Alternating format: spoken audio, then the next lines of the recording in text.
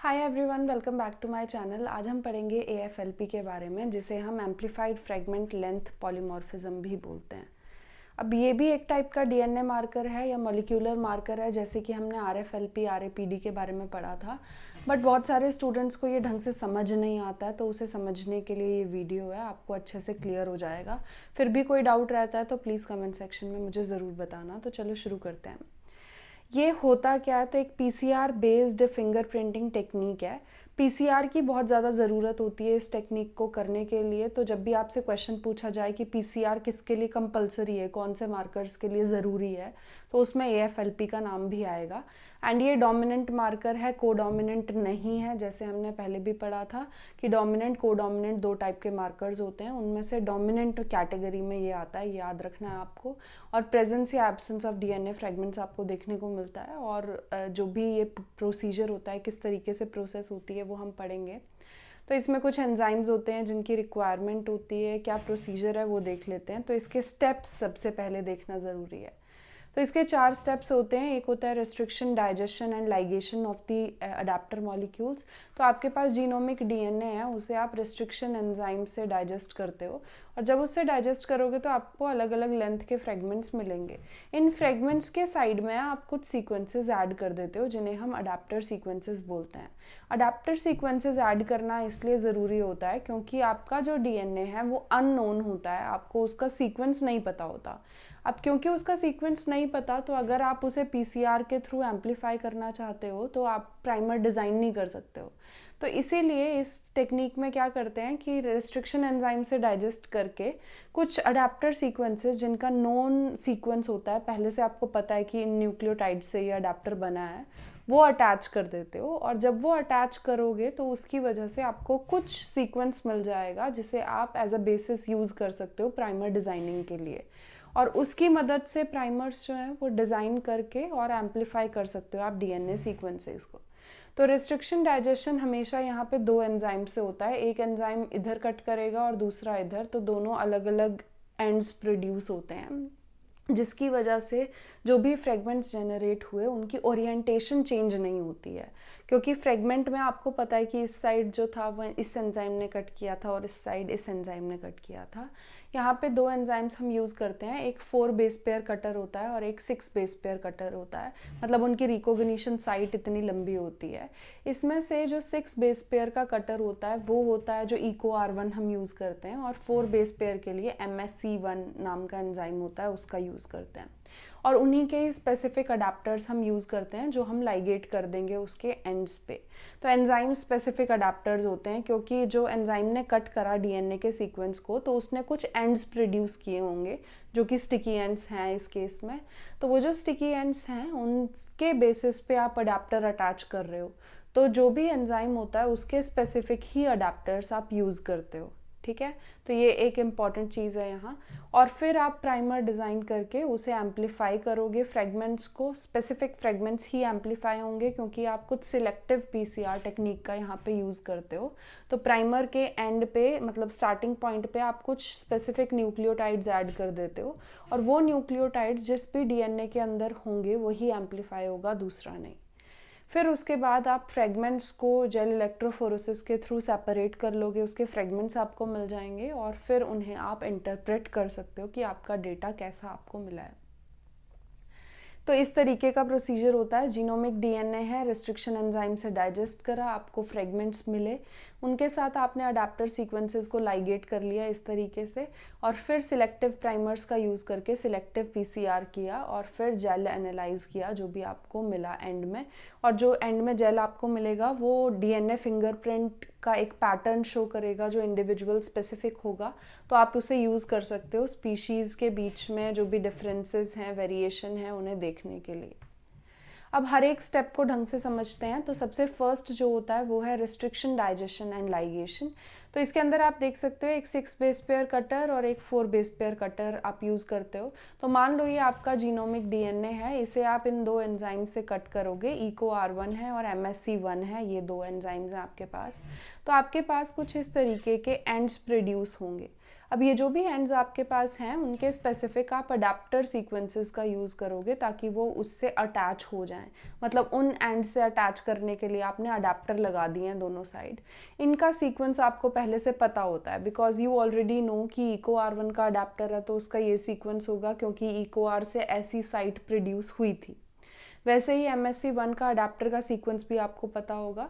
तो आपके पास ये सीक्वेंस है जो कि नोन है, यहाँ तक का सारा नोन होता है क्योंकि एंजाइम की कटिंग साइट भी आपको ऑलरेडी पता है, बट बीच का सीक्वेंस नहीं पता, तो उसी को आपको सिलेक्ट करना है। तो फर्स्ट स्टेप हो गया। उसके बाद प्री सिलेक्टिव PCR होता है। तो जो आपकी रिस्ट्रिक्शन साइट थी, अडेप्टर सीक्वेंस था, लाइगेटेड रिस्ट्रिक्शन फ्रेगमेंट था, आप क्या करोगे, प्राइमर बनाओगे और ये प्राइमर जो होगा ऐसा होगा जिसके अंदर कुछ सिलेक्टिव न्यूक्लियोटाइड्स होंगे दोनों साइड पे। तो यहाँ पे आपने एक एक न्यूक्लियोटाइड ऐड कर दिया। अब जिन भी DNA सीक्वेंसेस के पास यानी जिन भी फ्रेगमेंट्स के पास ये न्यूक्लियोटाइड प्रेजेंट है वही एम्पलीफाई होंगे। तो आप यहाँ क्या कर रहे हो, सिलेक्शन कर रहे हो, बट ये सिलेक्शन जो होता है इतना ज़्यादा बड़े लेवल पे नहीं होता है, इसीलिए इसे प्री सिलेक्टिव PCR बोलते हैं। क्योंकि बड़े लेवल का जो सिलेक्टिव PCR एक्चुअल में है वो इसके बाद का स्टेप है जिसमें आप और स्पेसिफिक न्यूक्लियोटाइड्स को ऐड कर देते हो। तो वही सीक्वेंसेस एम्पलीफाई हुए जिनके पास ये न्यूक्लियोटाइड था। अब सिलेक्टिव PCR करोगे तो आप 3 सिलेक्टिव न्यूक्लियोटाइड्स का यूज़ करोगे, तो 3 न्यूक्लियोटाइड्स आपने यूज़ कर दिए सिलेक्टिव वाले, वही एम्पलीफाई होंगे, वही DNA सीक्वेंस एम्पलीफाई होगा जिनके पास वो सीक्वेंस है, और जिनके पास नहीं है वहाँ पे एम्पलीफिकेशन नहीं होगी। नेक्स्ट फिर आप 4 सिलेक्टिव न्यूक्लियोटाइड्स का यूज़ करते हो और फिर एक्सटेंशन करते हो और उससे एम्पलीफाई करते हो। तो एम्पलीफिकेशन जो है यहाँ पे वो सिलेक्टिव है, बहुत स्पेसिफिकली कुछ DNA फ्रेगमेंट्स को ही आप एम्पलीफाई कर रहे हो और उनका फ्रेगमेंट है जो आप एग्जैक्टली देखते हो जेल के ऊपर। अब इस टेक्निक की बहुत सारी एडवांटेजेस हैं, उनमें से ये कि ये पूरे जीनोम के अंदर के पॉलीमॉर्फिज्म्स को डिटेक्ट करने के लिए यूज़ किया जा सकता है because there can be n number of recognition sites for these enzymes. तो उसके बेसिस पे पूरा जीनोमिक DNA आप इंस्पेक्ट कर सकते हो। दूसरी चीज़, it quickly generates large number of fragments from any organism because you are cutting using 2 different enzymes and there can be n number of fragments which can be produced from the genome. तो इसीलिए आपके पास बहुत सारे fragments मिल जाते हैं आपको, and no prior knowledge of the sequence is required क्योंकि हम अडेप्टर्स अटैच कर ही रहे हैं जिनका सीक्वेंस हमें ऑलरेडी पता है।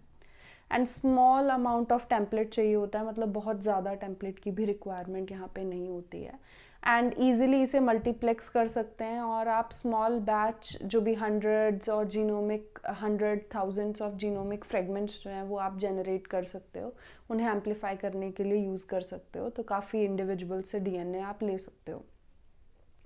एंड नेक्स्ट और मेजर जो इसकी एडवांटेज है वो ये कि ये यूनिवर्सल DNA फिंगरप्रिंटिंग सिस्टम की तरह यूज़ किया जा सकता है।